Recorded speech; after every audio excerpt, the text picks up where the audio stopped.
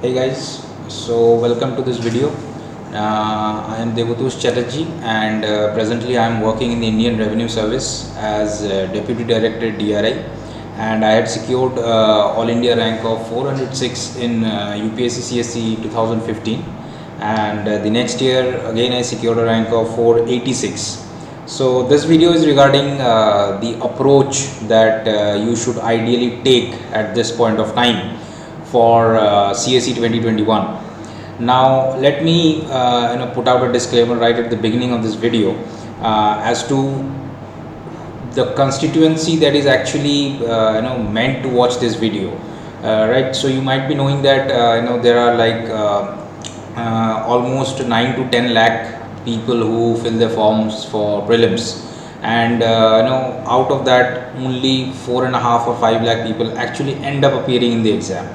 So even in that 4 or 5 lakh, you actually have hardly 50,000 to 60,000 aspirants who are actually in the competition very seriously. I mean, they are really genuine and authentic aspirants, right?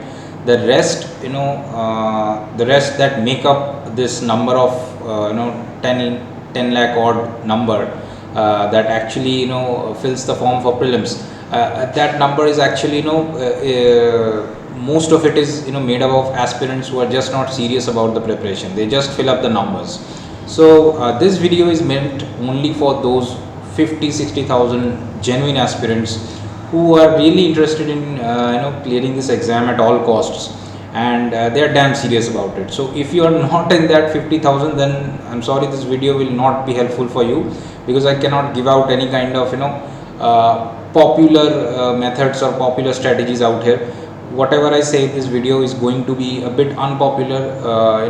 People may not agree to it, but well, that's the way it is going to be, because if you have to clear prelims, then you have to be in a competition, and in the competition it's all about being in the minority.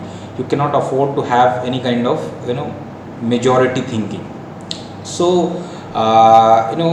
continuing from this point, this is actually the first point that I would like to make in this video, right? So the first thing that you need to have in your mind before you set your sights on prelims 21 is that you need to overcome this tendency of relying on popular thinking.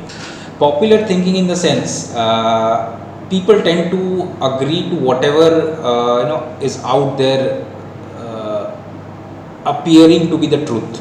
Okay, so things which are commonly accepted, like polity is hard, or science and tech is very vague, or something like you cannot clear prelims if this is your first attempt, or things like if this is your first attempt, then it is just a trial, so you can afford to just take it easy. So these are things that are just out there in the market, and there is a whole lot of takers for this kind of idea. But in order to clear prelims, and in order to be in that list of 12,000 who actually go on to write mains, you have to ditch all this aside.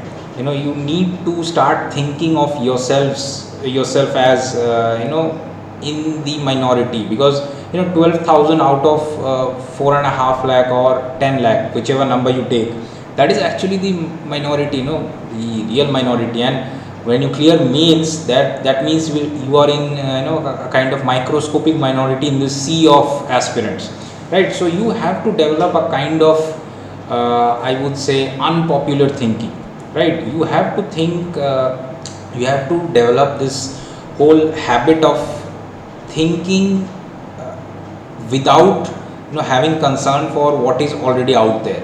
Like if people out there are already if it's a conventionally accepted truth that prelims is difficult, or prelims it's not possible in first attempt, then you need to have this mindset to to keep that kind of conventional thinking at bay. You need to have your own set of standards and own criteria to think. So that's the first step that you need to have. So right now it's January, prelims is on June 27th. So this is the first thing that is going to help you. You need to be ready to think for your own self. Okay, So if it's 6 months, and the pundits out there, they tell you that 6 months is not enough, or it's like conventionally it's not really sufficient time, then I believe if you are in that pool of serious aspirants, in that pool of 40-50,000 serious aspirants, then I guess you definitely need to jump all that advice aside. If you are interested in clearing prelims, I can tell you definitely that 6 months is more than enough, especially with the kind of pattern that we have in prelims right now. 6 months is way more than enough, and you can definitely clear it. So the next thing that I would come to in this video is regarding current affairs. See, current affairs is something that has become like part of this an integral part of this UPSC coaching business. So right now you have entire institutes coming up just to teach current affairs. So I don't know how that concept really how that is put to practice, but I don't understand this whole overemphasis on current affairs. Current affairs as such is not a subject by itself, okay. It's just like it's just like common sense. It's like you have some noodles and you throw some ketchup on top of that. So current affairs is just that ketchup, right? So if you just eat too much ketchup, you will fall sick. You have to focus on the noodles. The noodles is in the books, the basic subjects, polity, economy. So if you are spending, if you are preparing for 6 months and you are spending 4 months on just memorizing some absolute garbage current affairs from whichever magazine or whatever you get, then you are just spoiling your chances. Current affairs, you should have a very streamlined strategy, and that would be to make sure that you are not missing out on anything that everybody else is having access to. So that's the first thing that you need to take care of when you are tackling current affairs. That means you need to have, I would say, one or two, and if you have more time available at your disposal, I would say three sources. Not in the sense that you start reading from scratch all the sources, not like that. So the ideal strategy for current affairs would be to pick up the monthly magazines of I would say maybe Vision. Okay, so if you pick up the monthly magazines for Vision of the last 1 year, right, and you go through the Vision magazines, you will find that the prelims worthy facts or the prelims worthy material is very less, okay. So in case you do manage to read the monthly magazines, then you should top it up with some revision module that comes up right before prelims. If you are going for the monthly of Vision, then you can supplement it with the annual compilation of maybe Insights or maybe Forum IAS, whichever you want to. But the idea is to not miss out on any major piece of news or any major piece of event or legislation that has already happened and you are not aware of it. So that should be the emphasis, because you are not going to dig any kind of gold out of these this tons of current affairs magazines. So you will not find anything there, okay. So just keep it in mind that it's just the ketchup and it's not the actual food. Do not eat too much of ketchup, because that is bound to be a recipe for disaster. So the next step actually is a natural corollary from this one, and that is to focus on the very basics of prelims, and that is there in polity, that is there in economy, that is there in modern history. So these are the three most scoring subjects of prelims. So if you are someone who is actually really interested in clearing the exam and not actually interested in being a person who is always following popular methods, if you are someone who is already thinking like that, then I would say that you should definitely devote the major chunk of your time at this point to polity, economy and modern history, because these will be the sections where you cannot afford to make mistakes. These are the sections that actually make up the bulk of the marks that you will get in prelims, right? So people who make mistakes in polity, economy and modern history, these three sections especially, they are the ones who miss the cutoff, right? That's as simple as daylight.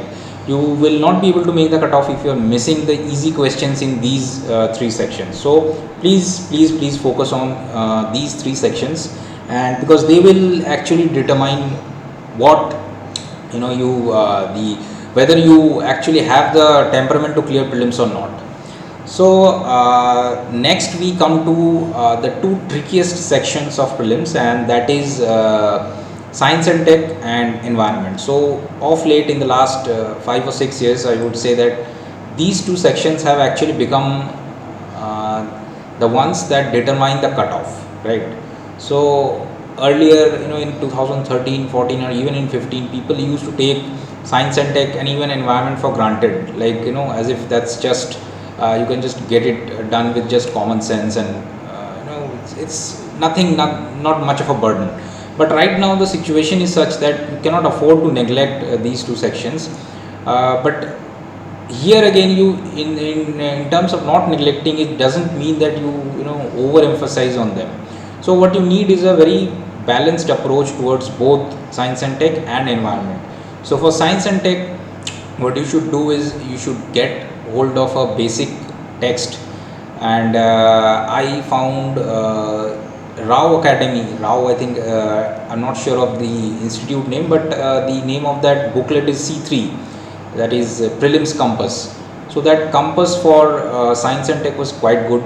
I checked it for 2020, and that was quite good. It had a nice compilation of current affairs and the basic stuff that you need to know about science and tech. So you can go for that, and if you want to substantiate it with something else, you can go through the Vision monthly magazine science and tech section. So you combine both of them, and you will find a good enough compilation for science and tech. Apart from that, if we go to environment, I would suggest people to go for the PMF IAS booklet. I think Shankara's booklet is a bit overrated, and we should take it with a pinch of salt, right? I found the PMF IAS environment booklet to be really good. It's really concise, and it focuses on actually just the right things. They are not that your attention doesn't get scattered in many ways, right? Apart from that, the other thing that I would definitely stress on at this point of time is practice, because you must have always heard this thing, that the man who practices one thing 10,000 times is way more dangerous than the man who has practiced 10,000 things just once, right? So that is the whole point. When you start practicing things, you do things over and over and over again, it starts getting built into your subconscious memory. And I think in prelims it is this subconscious memory that comes to play, right? So in cricket, just like when you are playing the fast bowlers in Australia, like India won a test series in Australia recently, and when a batsman is playing a fast bowler in Australia, and the bowler is running at him, he's not going to think with his subconscious mind at that point of time. It's his subconscious.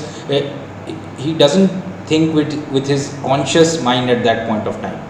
He's just going to go ahead with his subconscious memory, like his hand-eye coordination, how he's going to react if the ball pitches in a certain part of the pitch. So this is built in the subconscious memory of the batsman. He doesn't decide at that point, like step by step, okay, now if the ball comes, I'll do this and do that. It's built in. Okay, so this is what practice does. It kind of it creates a sort of muscle memory in your brain. That is the most important thing that is going to be determine whether you clear prelims or not.